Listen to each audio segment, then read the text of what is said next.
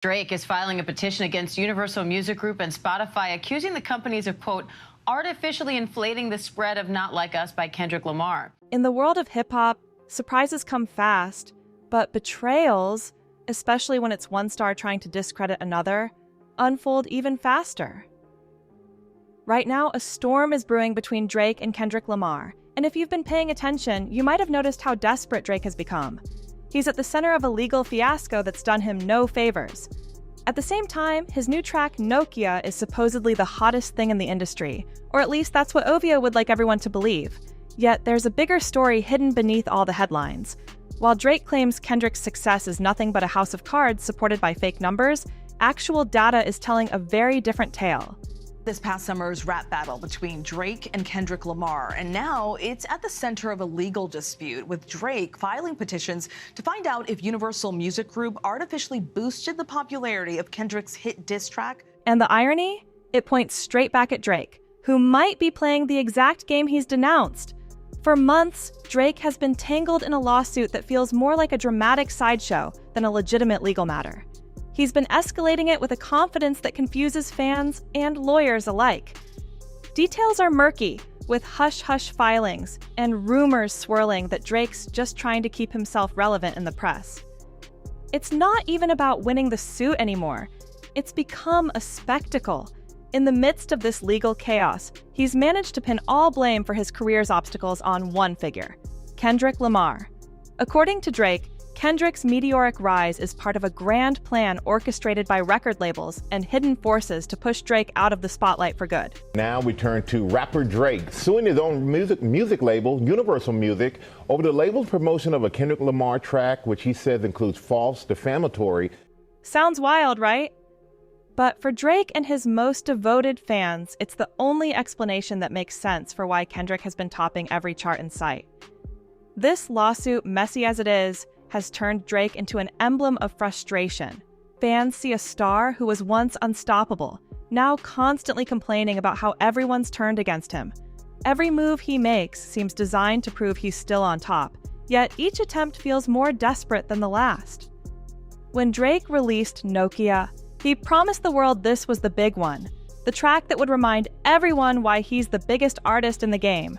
The OVO crew hyped it as an organic masterpiece. Hey, good morning to you, Michael. Kendrick Lamar and Drake's rap beef ruled summer 2024, right? But now it's more than just fiery diss tracks. It's a full-on federal lawsuit. Drake dropped his petition against Spotify. So influential that you couldn't resist hearing it everywhere.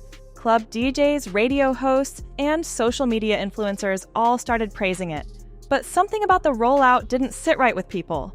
While Nokia was climbing the charts, Kendrick Lamar's catalog continued to rule from multiple angles. Not Like Us was crushing streaming records left and right, while Luther and Squabble Up maintained a stranglehold on rap playlists. If Nokia was supposed to be the unstoppable hit Drake promised, why were Kendrick's songs still outpacing it so decisively? That's when rumors flew. If Drake's track was truly this unstoppable force, he wouldn't need to force it at all. Well, let's just be very clear. Like you said, this is a petition, not necessarily a lawsuit. And the argument that he's making is that he has enough information that he's asking a court both in New York and in San Antonio, Texas, to be able to depose individuals in UMG, iHeartRadio, and Spotify. A few observant voices began pointing out that Nokia showed up in peculiar playlists, one suspected of artificially boosting streaming totals for select songs. OVO insiders vehemently denied these claims, insisting they had nothing to do with how Nokia appeared on these questionable platforms. Before anyone could fully dig into Nokia, Drake and his core fans diverted the spotlight. They claimed that if there was any fakery going on, it wasn't on Drake's end. It was Kendrick Lamar, pulling strings in the shadows to artificially inflate songs like Not Like Us, Luther, and Squabble Up. Drake has painted a picture of a powerful, hidden network working tirelessly to install Kendrick at rap's pinnacle. Whether it's shady deals with streaming apps, behind-the-scenes payoffs, or twisted promotional angles. So on and so forth. You've never actually seen potential litigation come into play. So when I saw this drop yesterday, I was like, wow, this is definitely a new frontier in terms of rap beef. Drake's narrative insists Kendrick's numbers simply can't be genuine. The most ardent Drake followers echoed that message everywhere. Twitter, Instagram, YouTube comment sections. anywhere they could, they labeled Kendrick's achievements as a product of underhanded manipulation.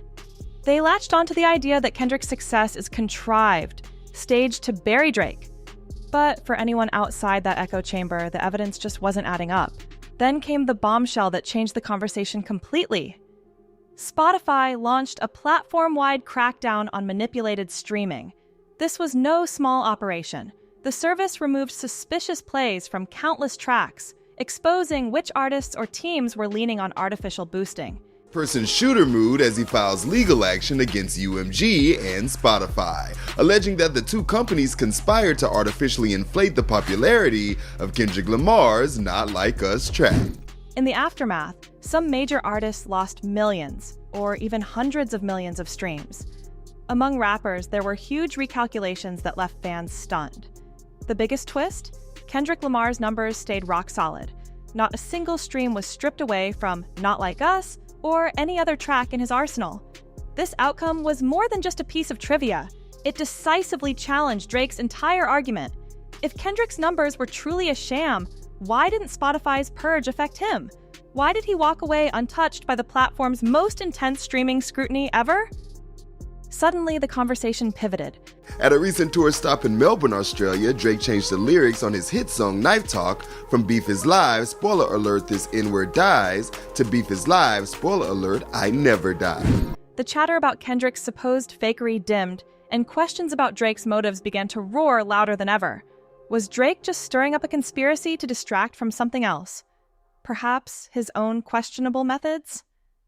Some insiders have long whispered that Drake might be gaming the system to maintain his image as the perennial chart dominator. For a while, those whispers never formed a real chorus. He was, after all, the unstoppable Drake. But recent developments suggest there may be more truth behind these suspicions than previously believed. First off, Nokia kept popping up on suspicious streaming playlists. The rival between two of rap music's biggest stars, Drake and Kendrick Lamar, is entering a dramatic new chapter. Drake's company has filed 2 legal actions. Exactly the kind of places Drake accused Kendrick of exploiting. Of course, OVO's defense is that Drake can't control who playlists him. But come on, anyone who watches the industry knows label reps often do behind-the-scenes deals for high-profile placements. Then there was the influencer angle. Major online personalities like Kai Cenat and the Paul brothers seemed to pivot overnight into full-blown Drake enthusiasts, promoting Nokia like it was the song of the century. Their abrupt endorsements had some fans scratching their heads. Why this sudden onslaught of pro-Drake marketing? Kai Cenat, for instance, had been openly critical of Drake's previous attempts to overshadow Kendrick. Yet in the blink of an eye, he began praising Nokia, while casting doubts on Kendrick's entire discography. Some watchers connected these dots back to Drake's rumored marketing budget, suggesting top creators were quietly incentivized to hype Nokia. One piece of telling context is Drake's history during the peak of his feud with Kendrick. Back then, polls judging who won each round of their lyrical battles suspiciously skewed in Drake's favor, right when fans were saying Kendrick's bars were objectively better. It seemed someone was trying to shape public perception before the majority could weigh in. The parallel to Nokia's curious rise is hard to ignore. There was a time when Drake meant an easy #1. Singles soared to the top the moment they dropped, and albums broke streaming records in the blink of an eye. But that golden age feels distant. Now, Kendrick Lamar sits at the summit, releasing tracks that resonate far beyond the realm of hip-hop and into mainstream culture. Drake's recent losses, whether the negative press from the lawsuit or the lukewarm reception to various singles, have chipped away at his once unassailable dominance. It doesn't help that younger artists are stepping up, hungry to claim their piece of the rap throne. To the top of the charts last year as a viral earworm, Kendrick Lamar's Not Like Us is now the focus of a defamation suit filed by his Canadian rival, Drake. In this environment, Drake's relentless attempts to undermine Kendrick look less like strategy and more like panic. The more he insists Kendrick's success is part of a sinister ploy, the more out of touch he appears. Each Nokia promotion or secret arrangement with a mega influencer further exposes Drake's own reliance on the tactics he once condemned. People see the cracks in Drake's polished veneer. They realize this lawsuit is overshadowing his artistry. The spectacle around Nokia is overshadowing the track's actual quality. And through it all, Kendrick's momentum barrels forward, legitimate, raw, and unstoppable. No matter how you spin it, Drake's big strategy has taken a hit. Spotify's data sweep showed the world Kendrick's numbers aren't fake, contrary to Drake's nonstop insinuations. Instead, it's Drake who stands accused of using quick fixes and behind-the-scenes manipulations to regain the spotlight he's losing, inch by inch, to Kendrick. On the outside, Drake insists everything is under control. He wants you to see Nokia as a naturally occurring smash. Your favorite influencer just happens to love it. Your favorite playlist just happens to feature it. But behind the curtain, it looks like he's playing the exact game he once criticized, all because the throne he believed he'd never lose is slipping away. Where does he go from here? If there's one takeaway, it's that the cultural tide is shifting.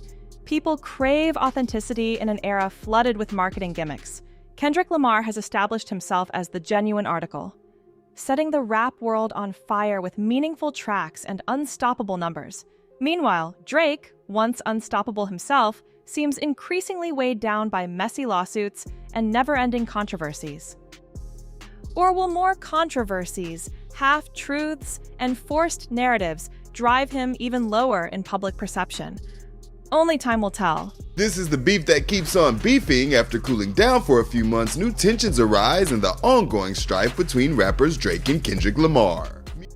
But if one thing is clear, it's that Drake's crusade to downplay Kendrick Lamar's success has backfired in a monumental way. He's helped shine an even brighter light on the very achievements he wanted to bury. And with each new revelation about manipulated streams or influencer deals, the cracks in Drake's armor become harder to ignore. His dilemma stands as a warning to any superstar who believes their reign is guaranteed. No throne is permanent, especially when the empire is built on illusions that crumble the moment hard facts and real talent emerge. Drake wanted us to see a grand conspiracy, but maybe the most shocking secret of all is that there was never a conspiracy at all. Only one artist's relentless hard work overshadowing another's fading star. In the end, the truth is plain. Kendrick's here to stay, and Drake has to decide if he'll accept that or keep fighting a battle he's already lost. The choice might define his legacy forever.